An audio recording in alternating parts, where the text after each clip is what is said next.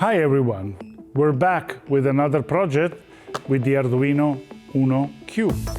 So for this project, I started off the idea that I always wanted to build some kind of a musical controller that would also be a musical instrument that you could carry around, and that would be very easy to reprogram for anyone who's not a software developer. So here you can see pixelated the device I'm gonna be talking about during this video. It is an instrument. It's based on the Arduino UNO Q and takes advantage of the capabilities of reading sensors and running Linux software. And the best thing is that you can change the behavior of this device by simply placing an RFID tag inside the device. You can assign the RFID tag with different behaviors. You can be a sequencer, you can be a synthesizer, you can be all sorts of other device, and you can then write that information on the tag, and this device will reconfigure itself. So this video is going to be in two parts because this is basically two projects. So in the first part, we're going to develop a custom hardware to connect a bunch of sensors, touch sensors. We're going to be experimenting with conductive plastic. So we're going to do a lot of experiments to do the physical interface, and we'll use that to control a software called Pure Data. And in the next video, we're gonna go into detail on how to run Pure Data directly on the Arduino UNO Q and basically turn this into completely self-sufficient, self-contained instrument. Jokingly, I called this device Intono Rumori, which is the name for this musical instrument that was made at the beginning of the 20th century by Luigi Russolo, who was a futurist. And these were like big boxes where you could turn a handle, it would make a lot of noises. And I like the idea that this thing is not a well-defined classic musical instrument. It's a device that does a lot of digital noise in a very nice way, and it combines the Arduino UNO Q with this sort of musical tradition to build something modern and a bit futuristic. So let's start this symphony of makers in 7 movements. Maestro, take it away. With a raw idea in mind, I went back to Jose. You remember him, right? He was the professor from CIID I work with on our smart lamp. I'll leave a link around here somewhere if you want to check out that project too. Together we built Prototype 0, a laser-cut wooden panel, essential for studying the dimensions and the physical interface. Nothing is functional yet, but the buttons are just there to simulate the feel. The final design will actually be developed later by Paola. However, we did get one thing operational, the keyboard. We made it using conductive plastic and tested it right away. Okay, it's on. We're gonna try. Let's see if the plastic is working. Oh, it's working. Boom! This is fantastic. Look at this. Touch release, touch release, touch release. And this actually works. Surprisingly, I must say. So I'm waiting for my friend Alessandro, a musician, and Pepe to show up so that we can start looking at the user interface for this quote-unquote instrument. And also Alessandro is going to bring a strange electronic device which could be an inspiration for the device we want to build. I'm Ale Germiniasi. I've messed with sounds since I was a kid. For this project I made a synth in Pure Data. It's a bliss with those wild oscillators. Pure Data will be the sonic heart of this entire project, and Alessandro will be leading its development. Created in the 90s by Miller Puckett, this open-source visual programming environment is still quite popular with a massive community of artists and experimenters today. For us, it's the perfect tool. It allows Alessandro to build the entire sonic architecture from scratch, writing the rules for how code turns into music visually.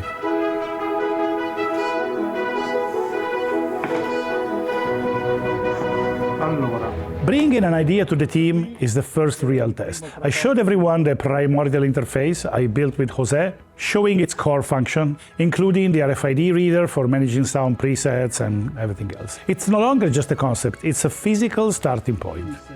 I introduced the musical keyboard, explaining it's realized using 3D printed conductive filament. Looking at the compact layout, Alessandro immediately pointed out that limitation. We can't restrict the player, there's only one octave. We need an octave shift command to unlock the full sonic spectrum. The discussion shifted to the sequencer. Quindi fai Alessandro was clear, for a professional tool we need 16 steps, not 8. It's a necessary upgrade for musical complexity, but it complicates the PCB layout and we're just not gonna do it. Sorry, Alessandro. We even considered a motorized slider, which would have been pretty cool, but the physical dimensions were a deal breaker for internal space. This led to the potentiometer puzzle. Even with standard ones, we struggled to integrate them due to height and space constraints. We had to sketch out several ideas to figure out the best way to make them work within our enclosure. While the design evolved, Pepe and I analyzed the Arduino UNO Q datasheet. We had to map every single connection, ensuring the processor can handle the complex routing of our custom board. To validate the sensors, I hooked up an Arduino UNO R4 to a capacitive keypad. A few lines of code and a real-time graph were enough to confirm that, for now, it seems to be work okay. Yeah, so we made some modifications on the original design that we had. There was a slider here, but in the end, we felt it was better to have more controls. Also, there was like 2 small screens, but now we figured out last night how to connect this to an Arduino Q. So I kind of opened up the window here for the display. So this is more or less all the different iterations, editing. Boy, that was a long session, but I think now we laid out all the user interface element and I have all the information I need to get the industrial designer designing the case, and Pepe has all the information to design the final circuit board. Oof, on to the next challenge.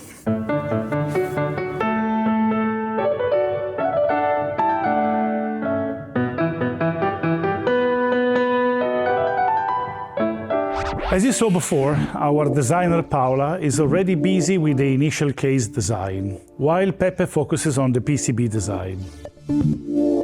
Once the 3D models are ready, I'll start the first print. And then I'll try to assemble everything.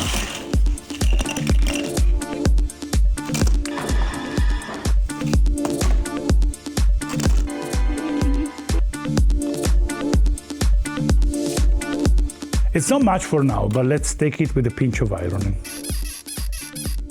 But my mood was destined to be short-lived.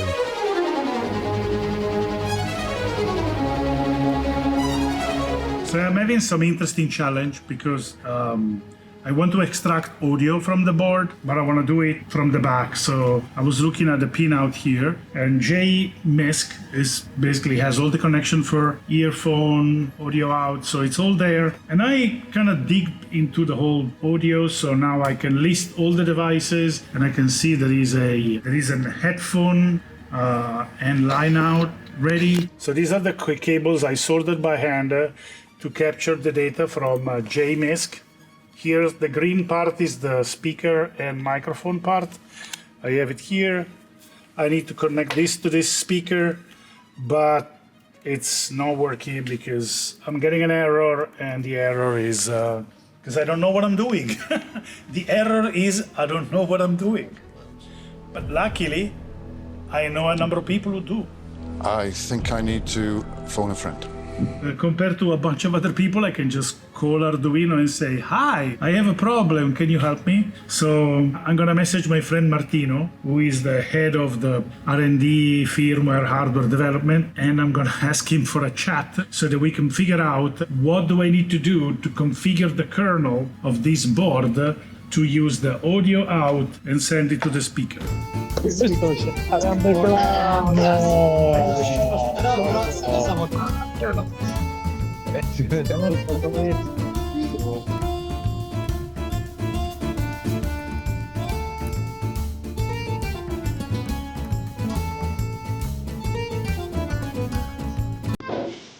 So you know what came out of that call?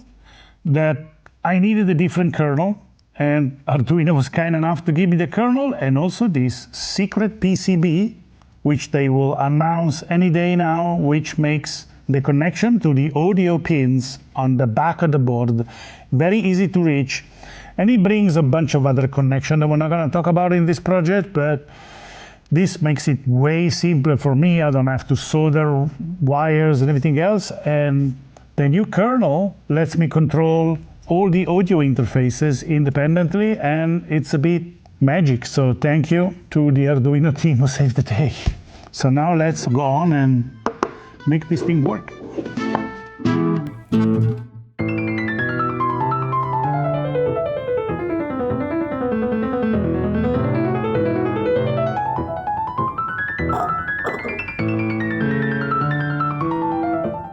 Well, most of the parts are here. So we have this design that we imagined for this device, where we have different modules. This allows us to rethink and reimagine the design in different ways. So here we have the speaker. Here's going to be a big knob. Here's the big knob in orange. This is the big knob in gray. We're going to figure out what's the best combination of colors. Here's the main panel with all the buttons and potentiometers. This area here is for buttons that you can tap on. We made them squeezable out of TPU, but the sensors didn't like them very much, so I made them out of conductive plastic. So here it is. And here it's our display. And in the middle here, we're going to have our keyboard, which is going to be made out of conductive plastic. One of the cute features of this design that we imagine is that you could switch the personality, the behavior of this musical instrument very quickly. So here's the idea. We have RFID tags. You can slot them in. The idea originally came from the Olivetti Programma 101. So you slot this RFID in, and the device will load a different software. So if you want to make it into a sequencer, you put this, and then you say, no, I want a synthesizer, I'm going to put this one.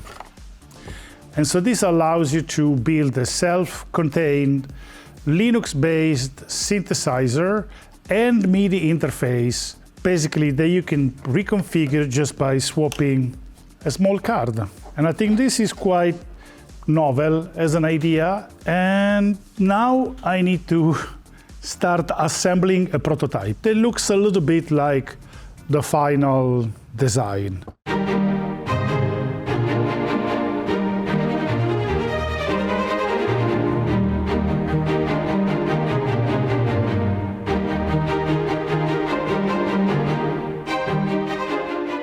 Selecting the colors for the 3D prints is a difficult job, but it's what gives the project its soul. It's a great part of the design phase.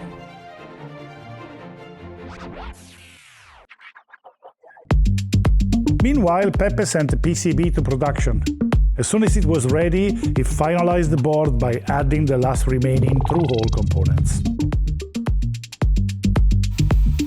With the first color prints out, the initial set of components is ready. It's a beautiful palette taking shape.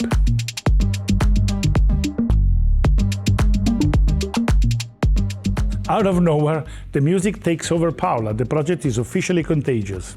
Da-da-da-da! And finally, to the sound of Beethoven, Pepe arrives with the PCB. Now we can actually try to assemble the prototype.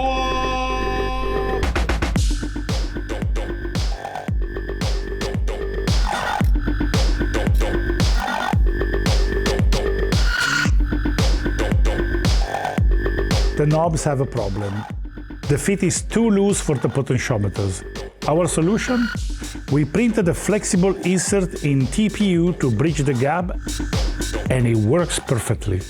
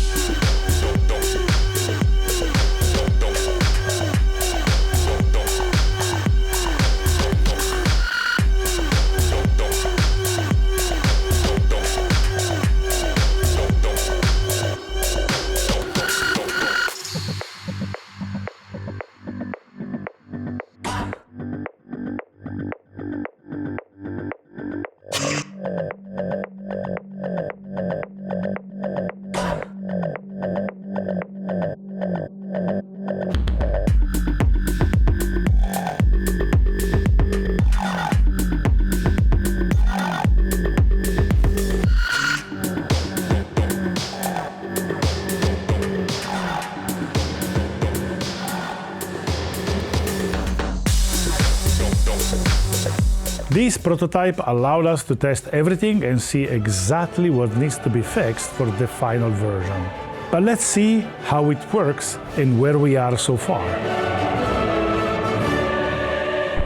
And here we are, it's the finished prototype. We got hardware connected to the microcontroller on the Arduino UNO Q, and this screen here is showing what the Linux side of the Arduino UNO Q is seeing at the moment. So we have a firmware running on the microcontroller, reading all these controls.